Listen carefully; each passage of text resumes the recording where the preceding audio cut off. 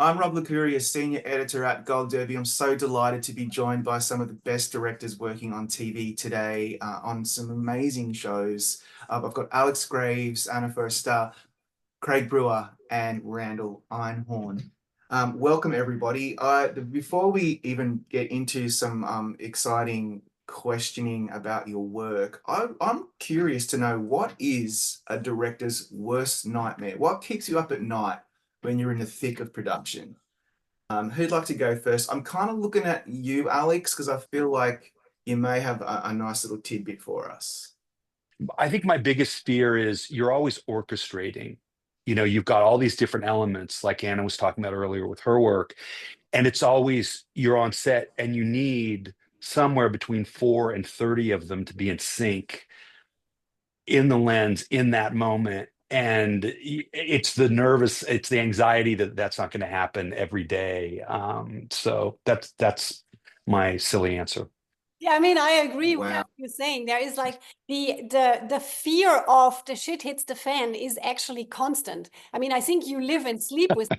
I don't think you ever go to bed and think, oh, tomorrow will be a perfect day. Everything will be working out perfectly because we planned it so nice and everything is in order and it will be just a swell day. In a way, that never happens. Yeah, I mean, Yeah.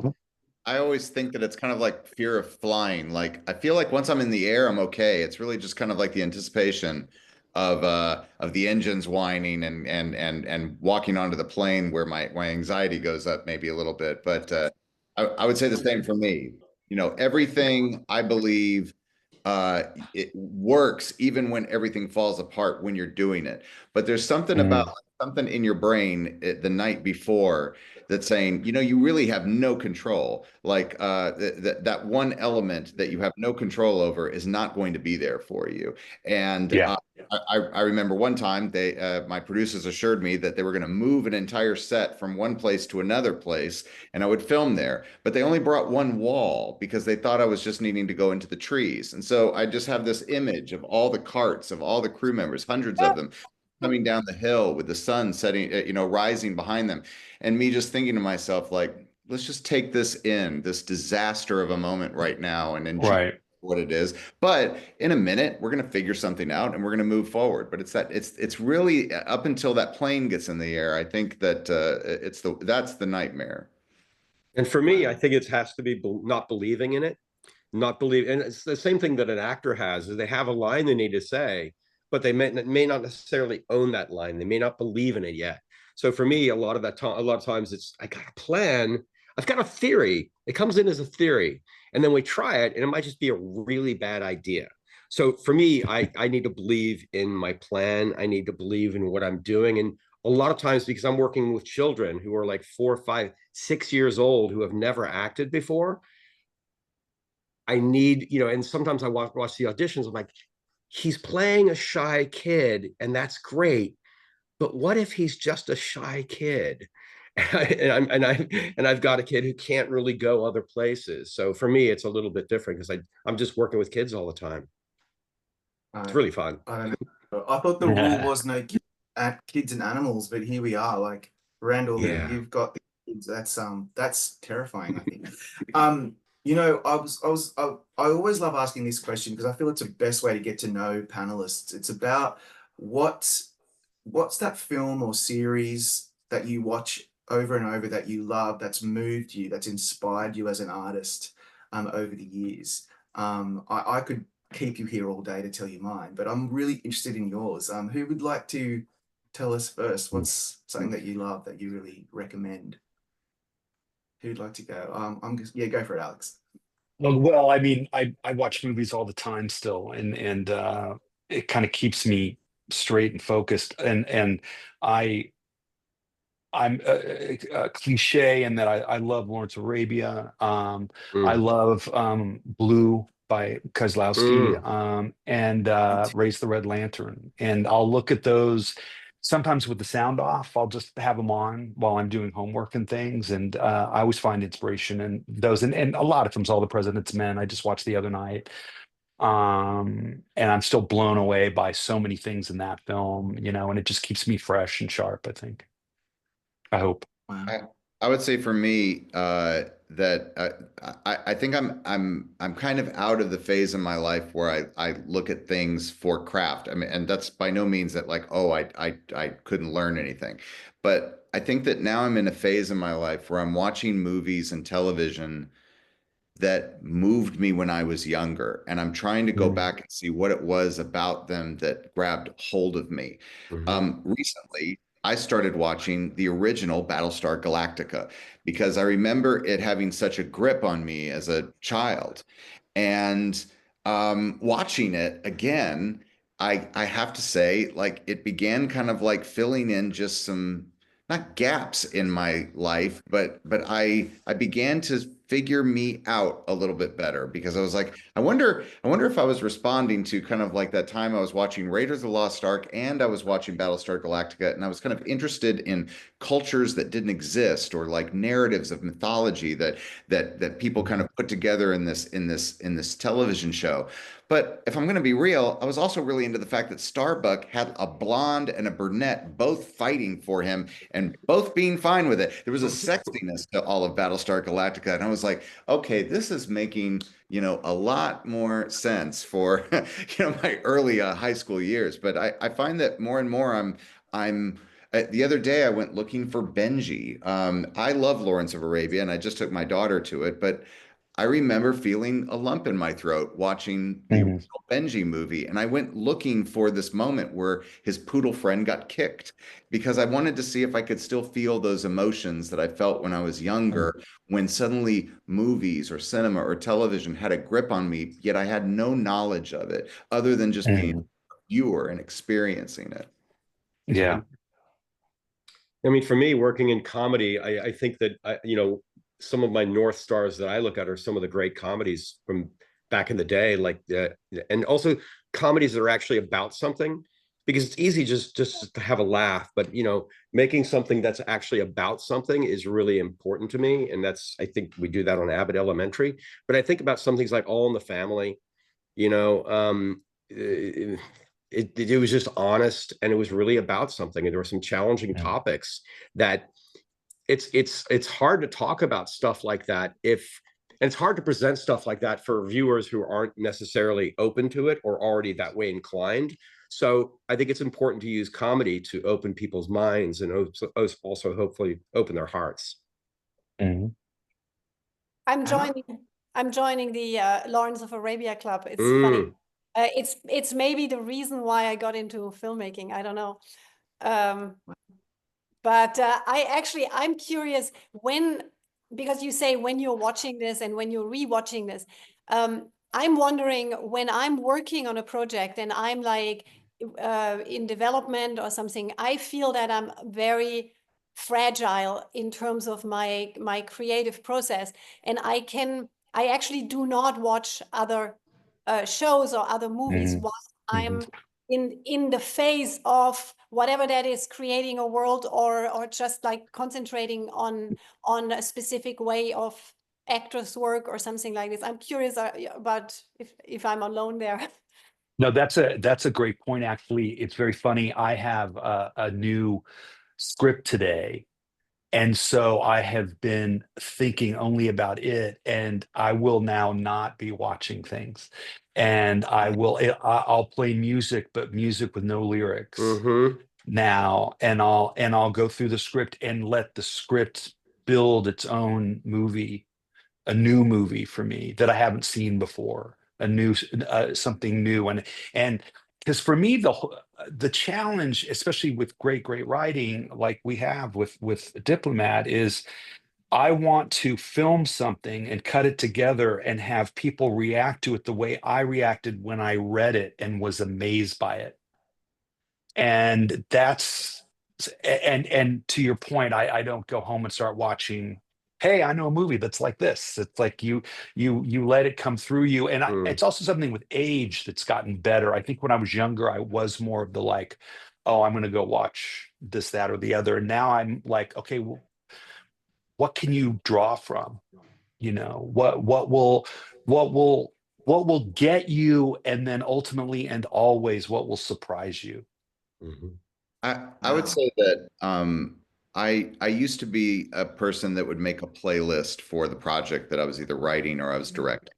And I would say like, all right, I'm doing a movie about a guy who steals 18-wheelers. Let's watch Smokey and the Bandit. Let's watch Convoy.